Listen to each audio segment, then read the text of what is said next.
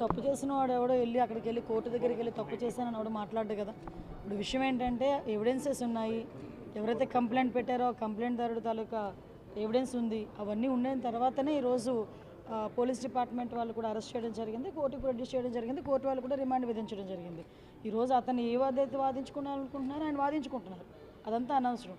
ఈరోజు మాట్లాడితే బయటకు వచ్చి ఒక ఎస్సీ దళితుడుని ఇలా భయపెట్టారు అలా భయపెట్టారని మాట్లాడుతున్నారు. ఈరోజు భయపెట్టింది వాళ్ళు, బెదిరించింది వాళ్ళు, అతనికి ఆశ చూపిస్తున్నది వాళ్ళు, ఎట్టి పరిస్థితుల్లోనే బయటకు వచ్చి ఇలా చెప్పకపోతే చంపేస్తామని చెప్తుంది వాళ్ళు.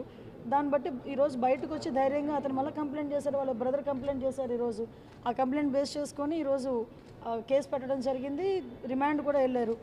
ఏదైనా ఉంటే కోర్టుల తర్వాత తెలుసుకోవాలి. బయటకు వచ్చి వీళ్ళు ఈరోజు పాలిటిక్స్ మాట్లాడుతున్నారు.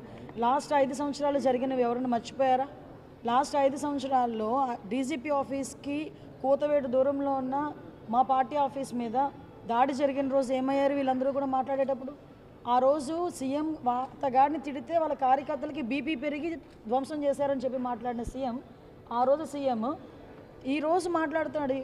ఏదో అంటారు కదా, నీతి కబుర్లు దయ్యాలు వేదాలు వల్లించినట్టు మాట్లాడుతున్నాడు.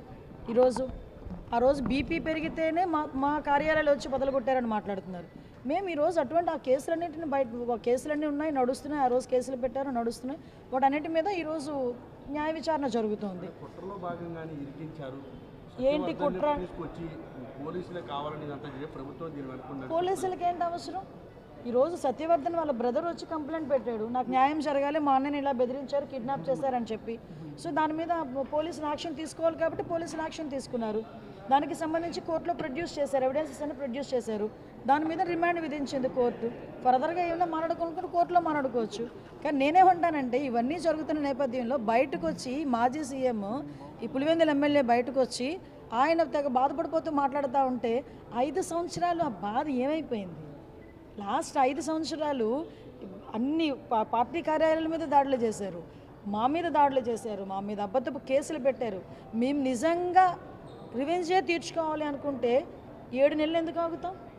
ఈరోజు వరకు ఎన్నెన్నో మాట్లాడిన వాళ్ళందరూ కూడా రోడ్ల మీదకి వచ్చి బాగానే మాట్లాడుతున్నారు కదా. మేము వాళ్ళ మీద ఏం కక్ష సాధింపు ఏం చేయలేదే. అతను సత్యవర్ధన్ తమ్ముడు కేసు పెట్టాడు, ఆ కేసును బేస్ చేసుకొని ఈరోజు వంశీ గారిని అరెస్ట్ చేయాల్సి వచ్చింది.